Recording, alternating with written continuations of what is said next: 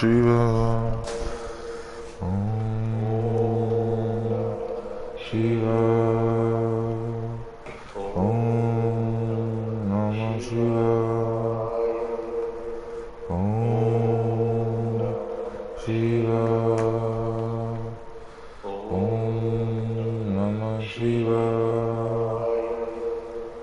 Om Namah Shivaya.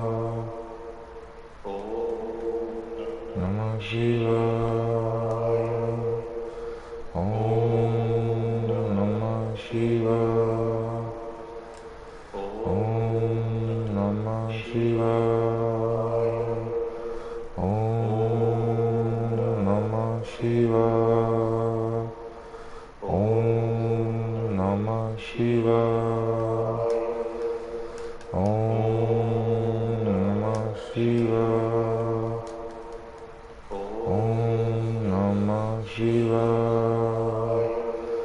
Om Namah Shivaya. Om Namah Shivaya. Om Namah Shivaya. Om Namah Shivaya. Om Namah Shivaya. Om Namah Shivaya. Om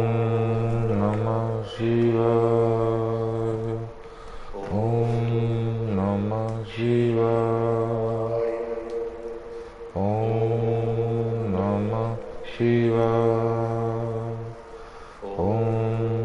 Namah Shivaya.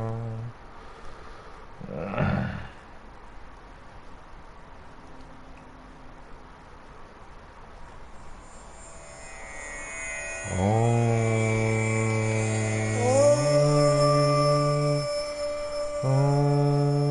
Namah Shivaya. Shiva.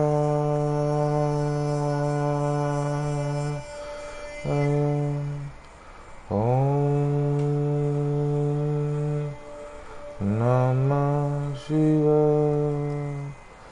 Namah Shivaya.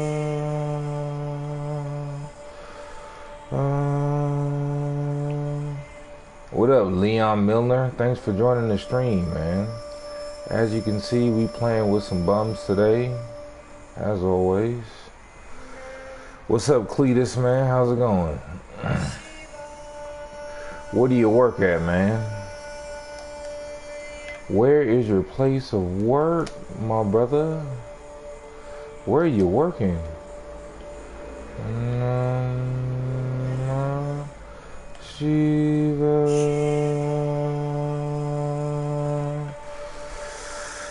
Hey, yo, what is this sound? This is the sounds of young camel toe, man. Namah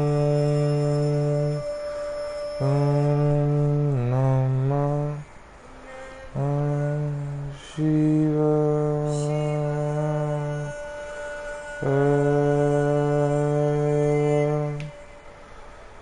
Om Namah Shivaya. Oh shit, he got me. Om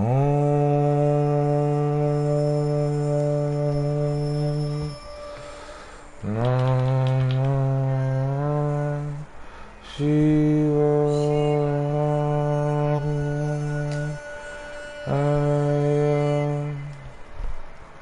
Om Namah Shivaya.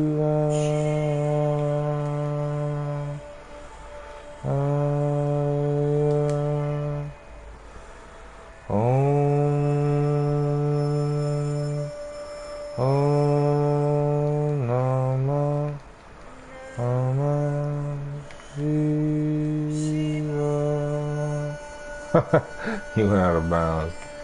That's hilarious. Om Namah Shivaya. Om Namah Shivaya. Om Namah Shivaya. Om Namah Shivaya. Om Shivaya. Om Namah Shivaya.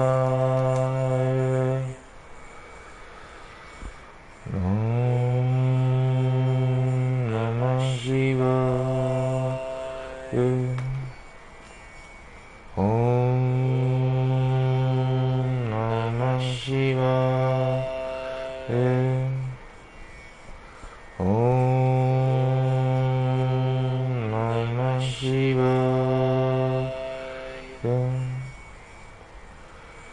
Namah Shivaya. Om Namah Shivaya.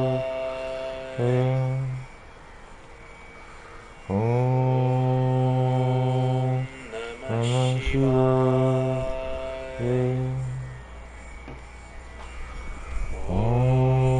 Om Namah Shivaya. Om Namah Shivaya. Om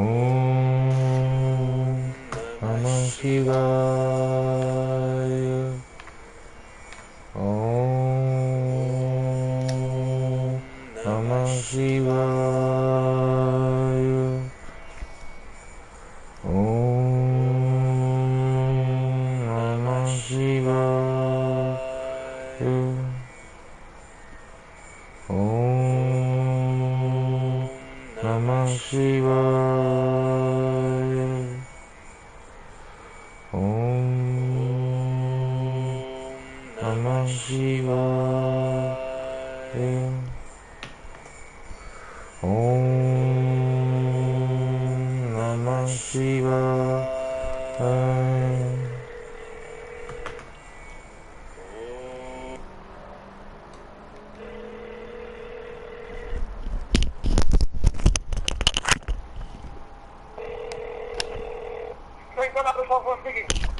Hi, do you guys have any lithium cell batteries, the CR1632s?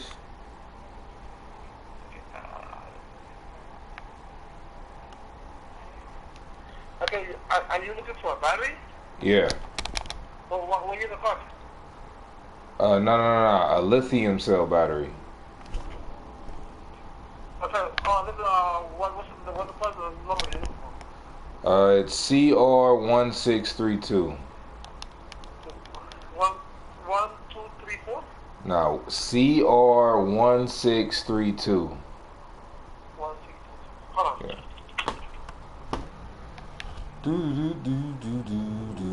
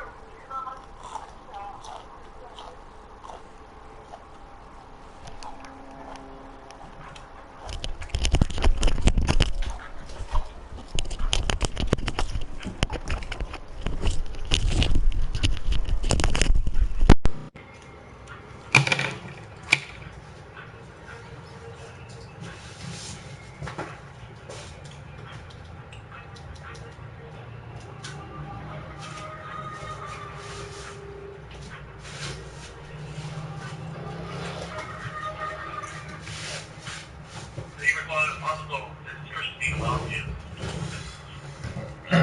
Hi, do you have the lithium cell CR1632?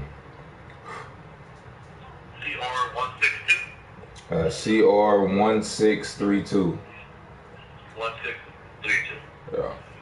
Let me go check you one second. CR1632, correct? Yep, CR1632, yep. Let me go check. Alright.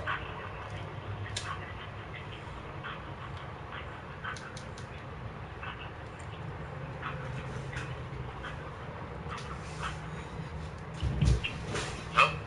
Hello? Yes, we do have some in stock, sir. Oh, okay, how much are they? $5.99 each. Okay, thank you. Thank you. Alright, bye. Dope. Gotta go get those.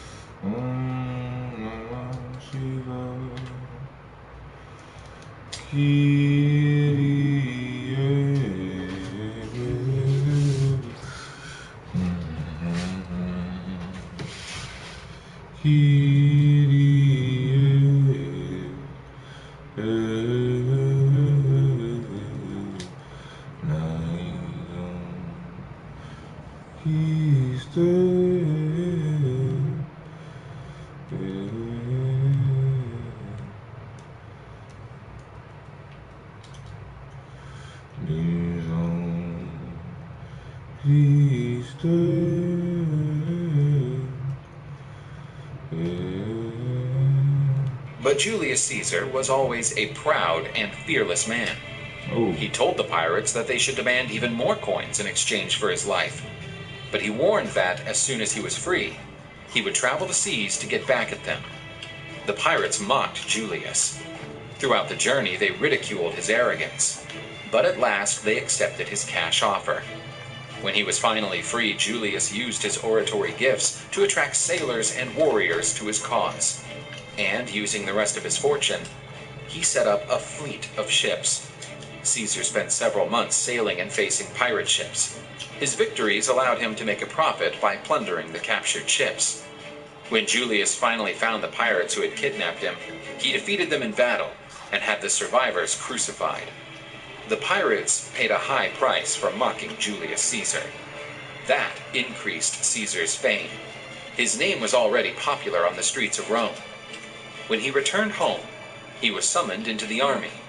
Again, he left to fight in foreign lands. Julius stood out again on the battlefields, thus conquering the position of military tribune. This guaranteed him the right to command many soldiers and run for political office. Julius Caesar returned to Rome in 69 BC. That year he began his political career, taking up a new post in the Roman Senate. His wife Cornelia had become pregnant again. Everything in Caesar's life seemed peaceful. But to Julius's misfortune, his beloved wife died that year, due to a birth filled with complications that stole her life and that of her baby. Shortly after his wife's funeral, Julius was sent to serve militarily in Spain. He was the administrator of the territories controlled by Rome.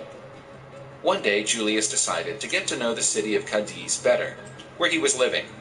After traveling some distance, he found a statue already worn out by time. When Julius approached, he noticed that it was a statue of Alexander the Great.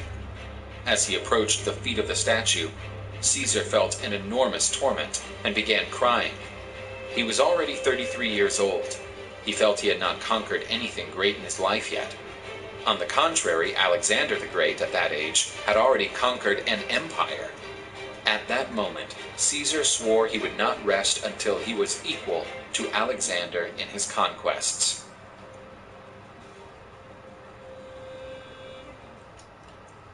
Julius Caesar fulfilled his role in Spain. He gained fame as a good governor and subdued 2 local tribes who had revolted against the Roman occupation. But Caesar was not happy to spend so much time away from Rome. After completing his service in Spain, he returned to his hometown. Upon his return to Rome, Julius focused his efforts on achieving new political positions. Julius wanted to be Pontifex Maximus, the highest priest of the Roman religion. But he was running against two other reputable senators. To support the campaign, Caesar spent most of his personal fortune.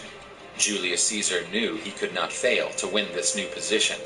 If he failed, his political career would be over, and he would be broke for the rest of his life. To get around this problem, Julius allied himself with Marcus Licinius Crassus, known for being the richest man in Rome. Crassus paid off half of Julius Caesar's debt and secured the remainder, proving to be a valuable ally. Julius was able to win the election and take on the position he had hoped for, but he needed to pay off a huge debt to Marcus Crassus. That alliance was not ignored by other powerful men. General Pompey had importance in the Roman Senate. He was respected and even feared by other senators. Pompey did not like Julius Caesar's growing ambition. He started watching that man, who seemed to stand out from the crowd. The years have passed. In 60 BC, Caesar was elected consul, the highest office in the Roman Republic. As a consul, Julius Caesar obtained great authority in the city of Rome, to the point where he could even be immune from the laws of the city and be acquitted of any criminal charge. Caesar won the election again, and as consul, he proved to be a dangerously ambitious man. That year, Julius married Calpurnia, who would be his wife for the rest of his life. General Pompey publicly showed his aversion to Julius Caesar, and also his discontent with Marcus Crassus. To solve this issue, Julius met with Pompey and Crassus to form a new political and military alliance. This alliance became known as the First Triumvirate, in which the three most powerful men of Rome would work together to rule Rome. Pompey increased the number of soldiers on the streets of the city, providing more security to the population.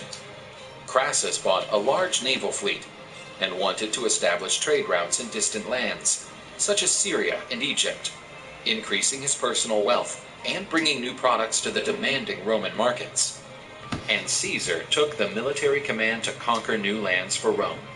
Julius Caesar's fortune seemed promising again. He would not waste the opportunity to immortalize his name in history.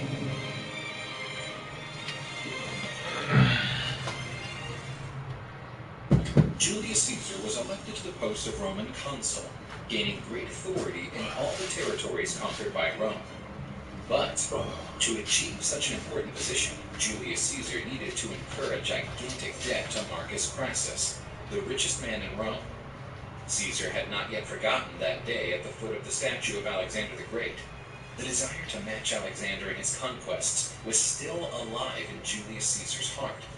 The best way to achieve his goals was to conquer new territories for Rome, thus confiscating the riches and receiving part of the taxes of the conquered cities and villages.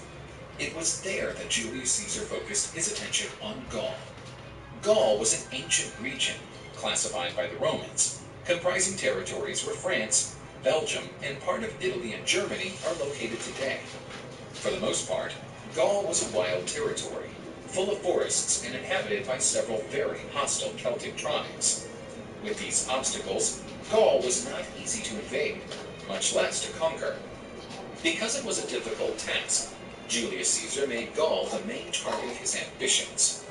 In April 58 BC, Caesar marched towards Gaul in command of 4 legions, some 24,000 soldiers. Julius knew he could not simply enter the Gaul territories. It was necessary to plan his actions carefully. Otherwise, he would lose everything for which he fought so long to conquer.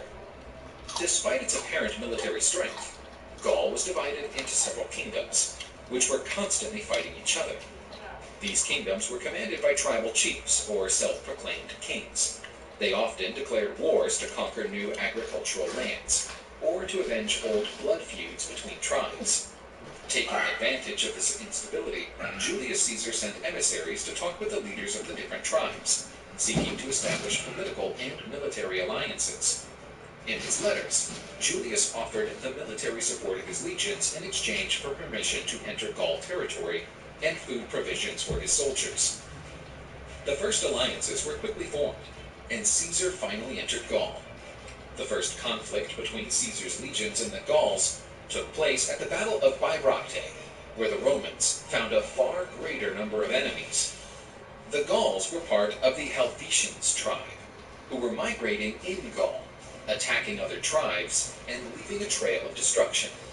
Julius Caesar organized part of his legions on top of a hill, gaining a strategic position against the Gauls. The other parts of the legions were hidden on another hill, covered by trees. The Roman legions managed to stop the Gauls' initial advance. It was the start of a long and arduous struggle that would last almost a whole day. At the ideal moment, Julius ordered the hidden legions to attack the rear of the Gaul army. The Gauls resisted for some time, but the discipline and determination of the Roman legions defeated the numerical advantage of their enemies.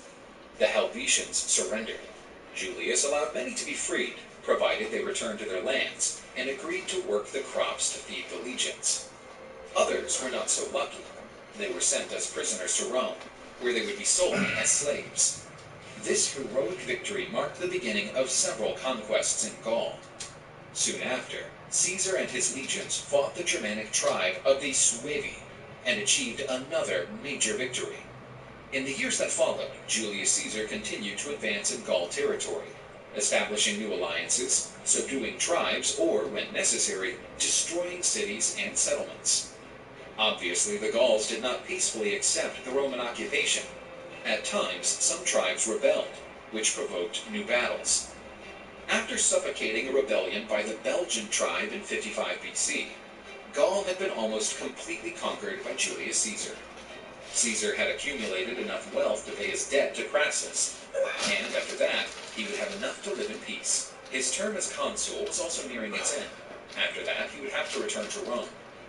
But that year, one of his legions in northern Gaul sighted a strange island on the horizon. That island was Britain. Caesar had already read about the existence of that island in ancient Greek manuscripts. Upon learning of its location, he again felt the ambition and desire to reach where no other Roman had been.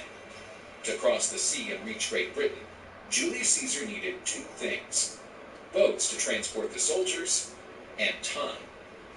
Caesar ordered the construction of some boats, whose completion would take many months. Impatient with the slow progress in the construction of the boats, Caesar decided to take a risk. Only part of his legions would cross the sea to build a fortified camp. But he did not anticipate the disaster that eventually occurred, for that region is often affected by storms. During the crossing, a strong storm pushed the Roman ships against the cliff rocks. The few survivors who reached the beach were surprised by the Breton war chariots and retreated to their boats. This defeat did not affect Julius Caesar's resolve, but it took him a long time to get the necessary boats. In 54 BC, Julius Caesar finally arrived in Great Britain, where he initially set up a fortified camp near the beach.